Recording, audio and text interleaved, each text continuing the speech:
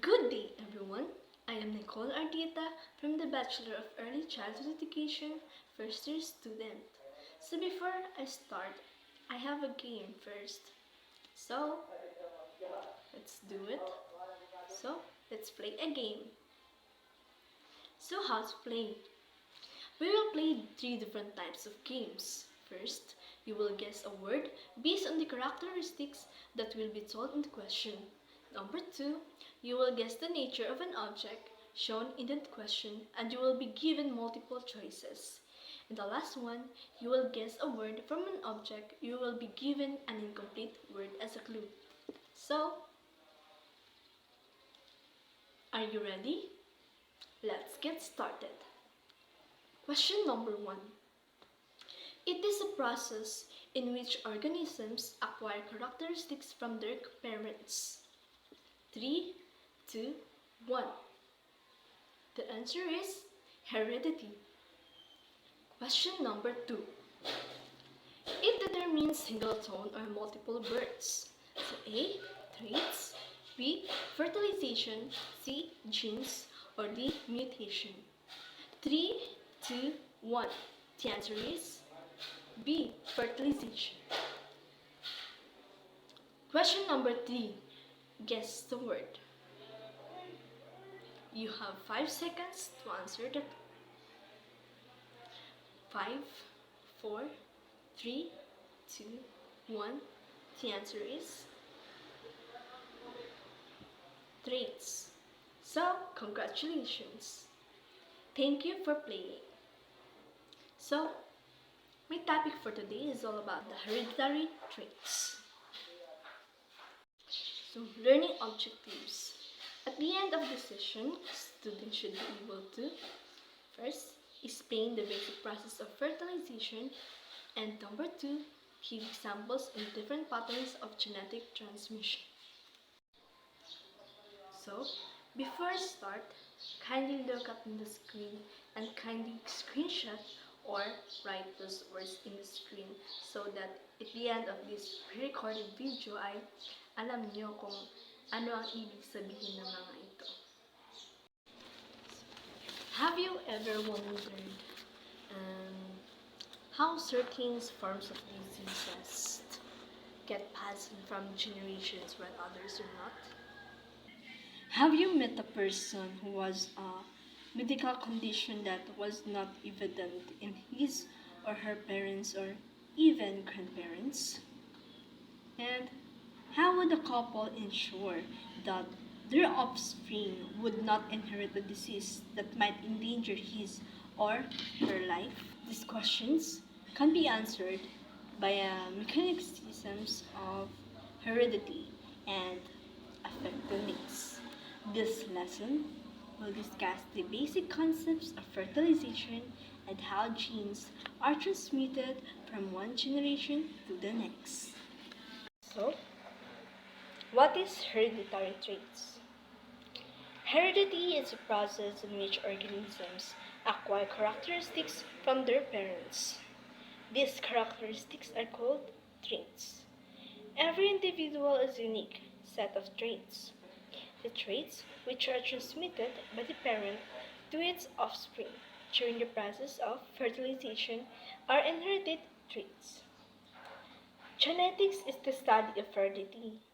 Heredity is a biological process where a parent certain genes onto their children or offspring. Every child inherits genes from both of their biological parents, and these genes in turn express specific traits. So, ang tawag sa science, pag-aaral ng heredity ay genetics. So, ito yung proseso kung paano ipapasa ng magulang ang katangian nila papunta sa kanilang anak. So, siguro, nasabihan na kayo na, manang-mana kayo ng mami nyo. Manang-mana kayo ng daddy nyo. So, which is true naman since halos physical characteristics natin is nanggagaling naman talaga sa ating parents. May nakukuha tayong genes kay mami, may nakukuha din tayong genes kay daddy. So, Paghaluin yun randomly at kung ano ang lalabas o result, yan yung physical characteristics o katangian natin nang ipanganak tayo. So, as you can see in the screen, ito yung blueprint na ibinibigay natin sa engineer if magpapagawa tayo ng bahay. For example, I want this style or this kind of house. So, ibinibigay natin yung blueprint or this style sa engineer na upang ito yung gagawin niya. So, kung based naman sa ating katawan, meron din tayong blueprint. And that's what we call the DNA or the deoxyribonucleic acid. Deoxyribonucleic acid or the DNA is a molecule that encodes an organism's genetic blueprint. In other words, DNA contains all of the information required to build and maintain an organism. So, nakasulat dito lahat ng instructions on how ginawa ng tao at nakalagay din dyan ang physical characteristics o katangian ng tao na gagawin nila. So, kung ipinanganak ka at nakasulat sa DNA mo kung ano ang magiging itsura mo, so, well, bago ka palang ipinanganak, ay nakasulat na yon sa DNA mo. So, yun ang susundin ng katawan mo. For example, for your DNA, meron kang straight na itim na buhok. So, magkakaroon ka ng straight na itim na buhok. And then, pag sinabi naman sa DNA mo, na sa pagtanda mo ay magkakaroon ka ng sakit sa puso, so, sa pagtanda mo, magkakaroon ka ng sakit sa puso. So, nakalagay din dyan yung height mo, yung amoy mo, and so on. Halos lahat ng physical characteristics o katangian ng pagkatao mo ay nakalagay sa DNA. Yan ang sinusunod ng mga cells pag gumagawa sila ng mga bagong cells para makabuo ng bagong tao. So, saan naman makakakita ng DNA? Well, sa chromosome dyan, makikita ang DNA nandun sa chromosome. And then, ang chromosome ay parang sinulid dyan o parang yarn na sa halip ay sinulid. Ang laman ng yan ay puro mga DNA. Maraming mga DNA ang laman niyan. And then, naka-tightly pack together sila para makabuo ng isang chromosome. Okay, nasaan ba ang chromosome? So, alam naman natin ang cells, diba? And then, alam naman natin yung mga parts niya. At sa loob ng cell ay merong tinatawag na nucleus. Ito yung center or pinakagitna ng cell na may nakatagong information dyan sa loob or dyan sa nucleus na nasa loob ng chromosome. So, tingnan natin ang chromosome para siyang sinulid yan or yarn. At pag inunat mo yan, pag kinuha mo yung sinulit niya, yun. Makikita nyo sa loob na may DNA sa loob ng sinulid na yun. At yung DNA ay ito yung libro ng katawan natin kung saan nakasulat ang lahat ng information sa atin. Binabasa yan ng mga cells para malaman nila kung paano yan gagawin sa katawan, kung ano ang magiging itsura at magiging katangian o physical characteristics niya or sa atin. So, ang tawag doon sa buong set or sa isang set ng DNA na may sinasabing may information na magsa-start siya and at the end. And an example dito ay kapag sinasabi dito sa part ng DNA na sa pagdating mo ng 30 years old ay magiging kalbo ka. And then, yung isang buong set ng DNA na yan ay tinatawag na gene.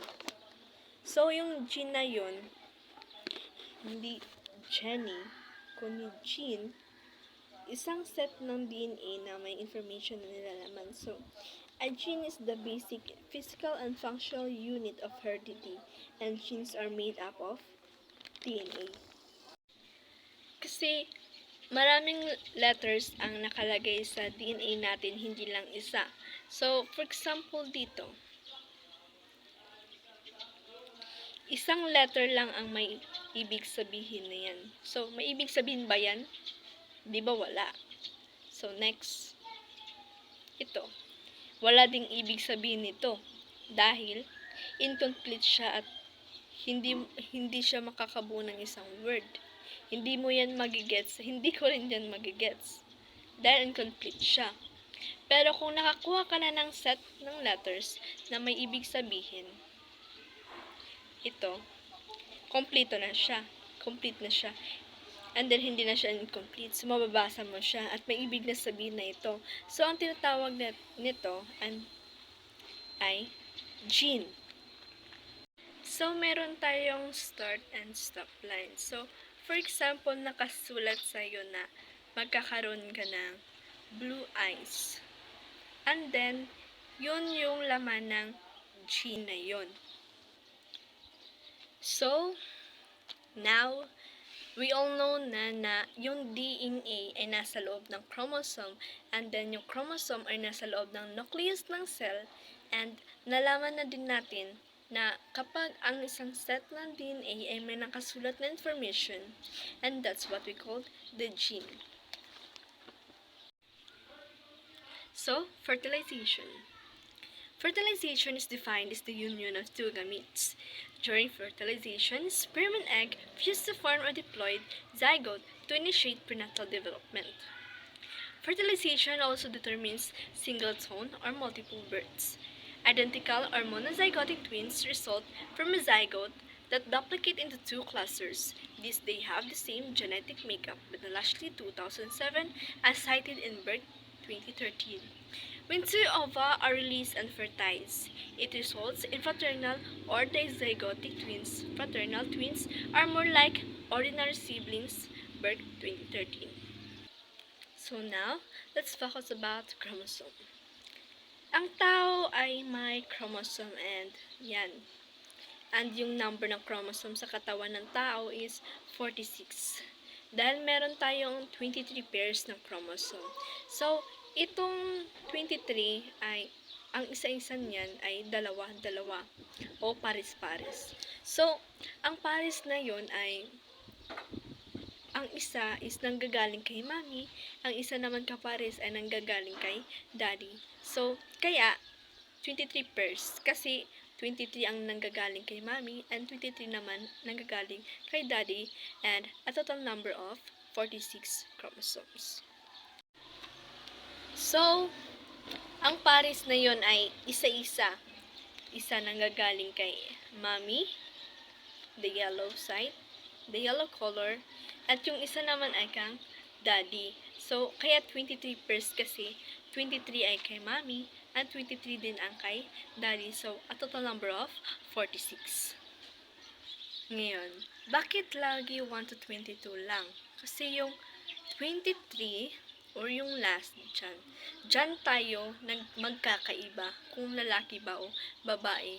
Kasi kapag ang chromosome mo ay XX, magiging babae ka kapag ipinganak ka. At kung magiging XY naman yung chromosome mo, 23, ay magiging lalaki ka. Kaya dito sa chromosome pair 1 to 22, tinatawag natin silang autosomes. Kasi, ang 1 to 22, wala silang kinalaman sa sex at sa gender. Now, sa chromosome 23, tinatawag natin silang sex chromosomes. Kasi kapag nakakuha ka ng XY, ay magiging lalaki ka. At pag nakakuha ka naman ng XX, ay magiging babae ka. Now, tingnan naman natin ang laman ng chromosome ng cell. Ang normal na cell, di ba, as what I've told earlier, na may laman itong 46 chromosomes or 23 pairs. Na ang tawag sa normal na cell ay diploid. Nang ibig sabihin ng diploid or ang yung D or di ay dalawa. Pero may mga cell sa katawan natin na tinatawag na haploid. Pag sinabi namang haploid ay kalahating chromosomes lang ang laman nila. So, ang example nito ay yung sperm cell at saka egg cell. Pareho silang haploid yung mga cell nila, and yung sperm cell naman is may 23 chromosome and 23 din lang ang egg cell. Bakit 23 lang? Kasi nga haploid, which means half lang yung cells, so kalahati lang yung cells. And then at the same time, sex cell sila. Pag sinabing sex cell, ang tawag natin dyan ay gametes. So, ano ang mangyayari kapag mag-combine yung sperm cell at saka yung egg cell? So, pag mag-combine din yung laman nilang chromosome, which is 23 sperm cell at saka 23 egg cell, so a total of 46. Maging 46. At pag mag-combine sila, makakabuo sila ng fertilized egg na tinatawag nating zygote. Nandyan yung chromosome na galing kay daddy na nasa sperm cell, and then yung 23 chromosome naman na galing kay mommy na nasa egg cell. So, ano ang mangyayari sa zygote na yan? Magiging lalaki ba siya o babae? So, as what I said earlier, the girl has X chromosome and the boy has a X and Y chromosome. So, since dalawang chromosome ang kada parent, magbibigay lamang sila ng isa. Paano sila pumipili ng pagbibigay or pagbibigay nila ng chromosome? Random yon. So, sa mga babae, pwede nilang ipadala ang chromosome na X or X, and then sa lalaki naman na chromosome X or Y.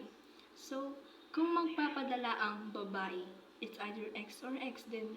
So, ibig sabihin, kahit ano X pa yan, kahit ano ang mangyari, X chromosome pa rin ang maibigay ng babae.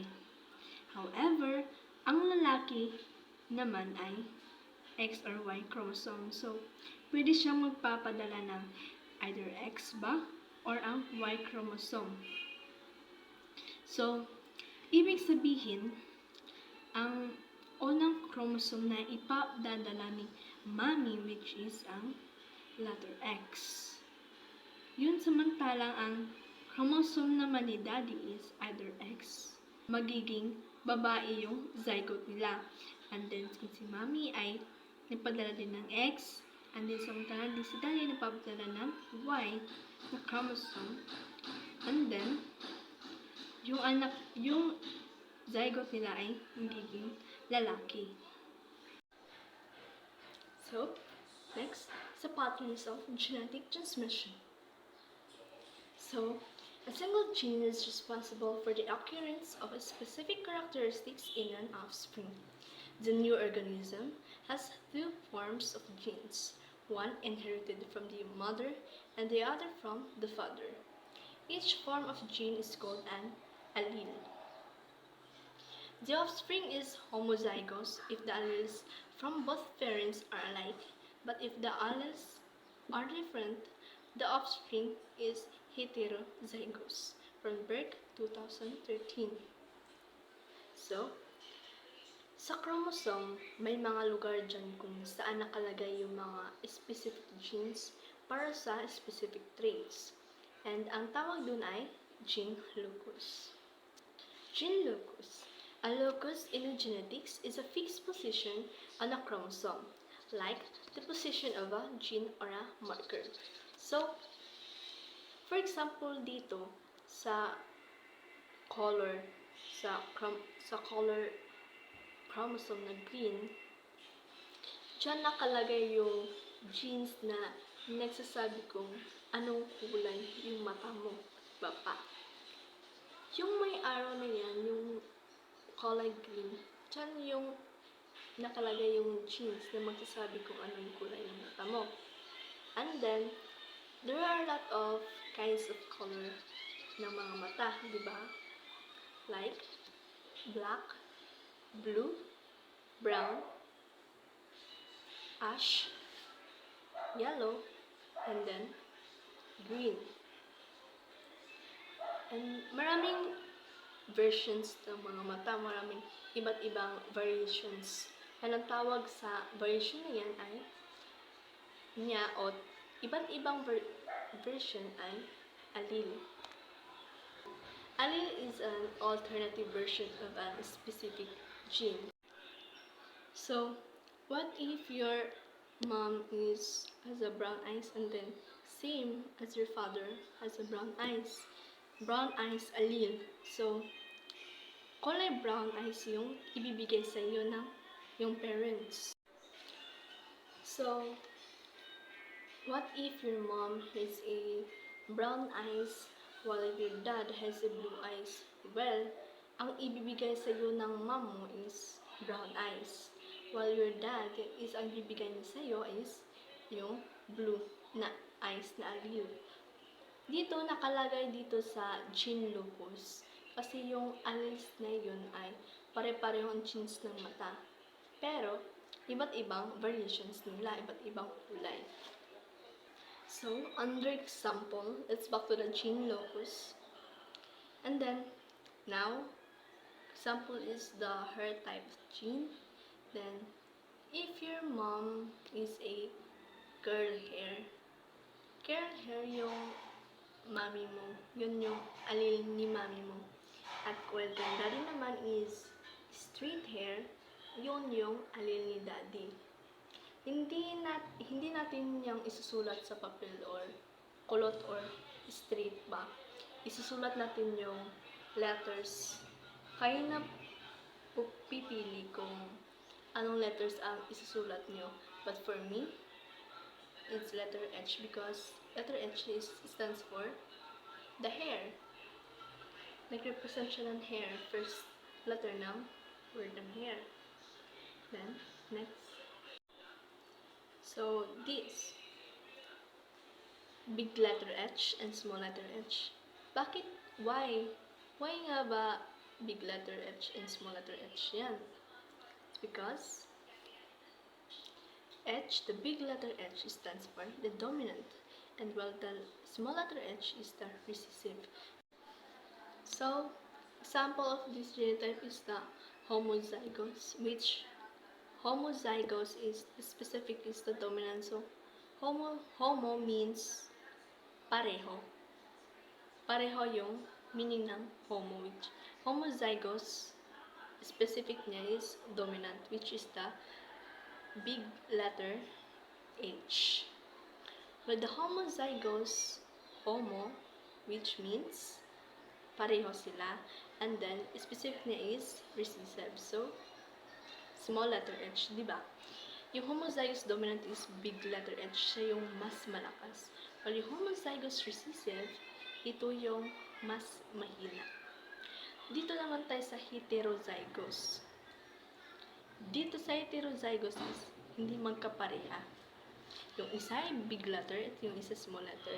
Bakit nga ba big letter yung nauna? Diba?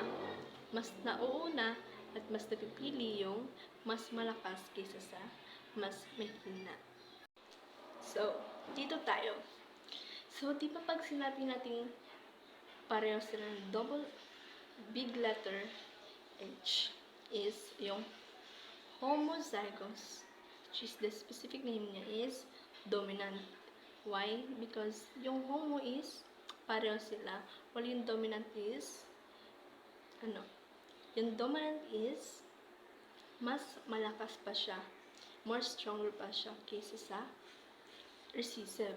So, yung mommy niya is nag-represent ng may curl hair, which is the homozygous o mas malakas pa siya. While the next one is the small letter H, homozygous, which is the recessive. So, nag-represent siya ng kanyang tatay, which is yung straight hair. Dito sa big letter H and small letter H, which means the heterozygous, di ba pag sinabi ko big letter H is dominant o mas malakas, Well, yung H naman, na small letter is recessive o mas mahina. So, sino ang nagwawagi, di ba? Yung dominant o mas malakas, which is yung mami niya. So, let's talk about phenotype. Phenotype is all the observable characteristics of an organism that result from the interaction of its genotype, the total of genetic inheritance with the environment. So examples of observable characteristics include behavior, biochemical properties, color, shape, and size. So, ang phenotype is ito na yung kinalabasan o resulta nung ipinanganak ka kung ano yung physical characteristics o katangian mo. For example, kanina kung ipinakita sa iyo na alil sa mata at saka alil sa buhok. So, yun na yung tinutukoy na code ng DNA nyo. The next one is dominant transmission. So, what is dominant transmission? Is that a single dominant gene can cause a genetic disease. An example of this is the Huntington's chorea or the neurological disease.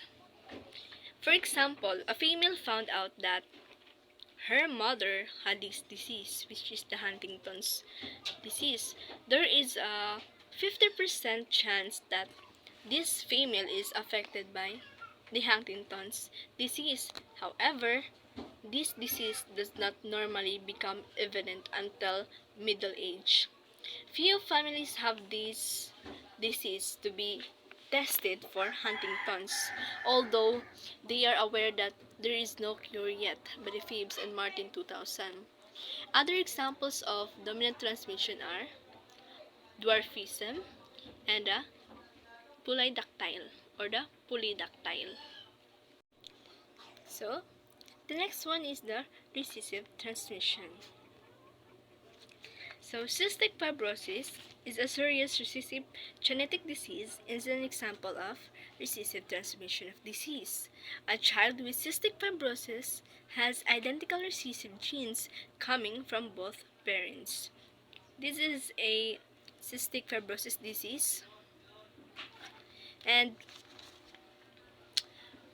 recessive characteristics and disease can be hidden for generations until both parents pass on the gene to their offspring. Heterozygous individuals who are not affected are said to be carriers of the recessive disease. So, there is a 25% chance for a child to be affected by the disease if both parents are carriers and a 50% chance for the child to be carrier. Another example of recessive transmission is sickle cell anemia. Next is sex-linked transmission. So, in this transmission of birth defects, females have a higher chance of being the carriers of the disease. However, males are 3 times more likely to be affected by the disease. A female who carries in sex-linked disease in one of her chromosomes can have daughters who are 50% carriers and 50% of the non-carriers. A female who carries a sex-linked disease in one of her chromosomes can have daughters who are 50% carriers and 50% for the non-carriers. None of her daughters will be affected by the disease because they have another normal X chromosome to mark the disease copy. However, this female can have sons who have a 50% chance of being non-carriers and 50% chance of being affected by the disease because boys have the XY chromosome. They do not have another X chromosome to suppress the disease one.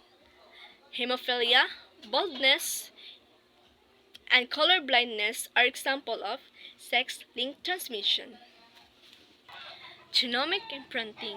So, genomic imprinting expresses only one chromosome of a parent, while the other parent's chromosomes is turned off or silenced by the FIFA 2000. This may be a temporary condition, may not be evident in the next generation or may not affect all individuals.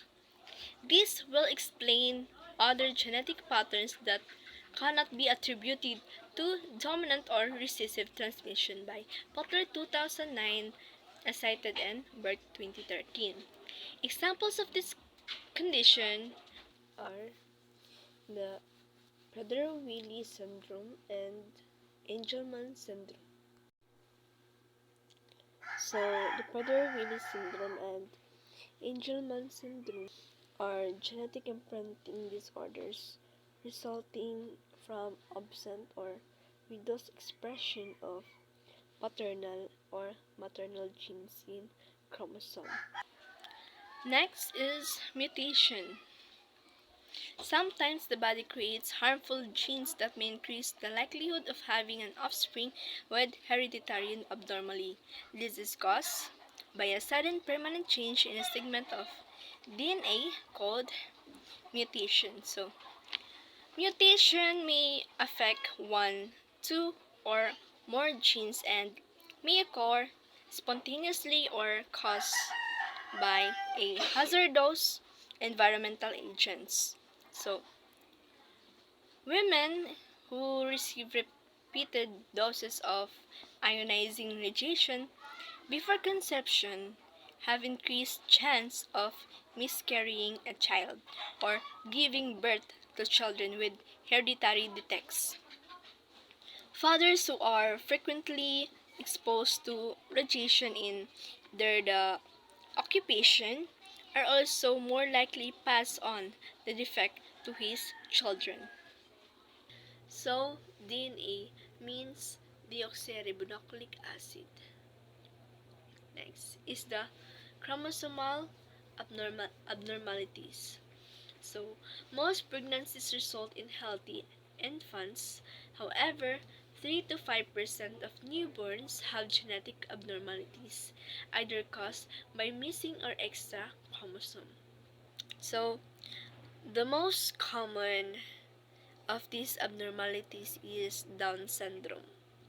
Children who have Down syndrome have a 47 chromosome rather than the normal, which is the 46 chromosome of both parents. So they have an extra number 21 chromosome called trisomy 21, which is caused by failure of the chromosome to separate during meiosis.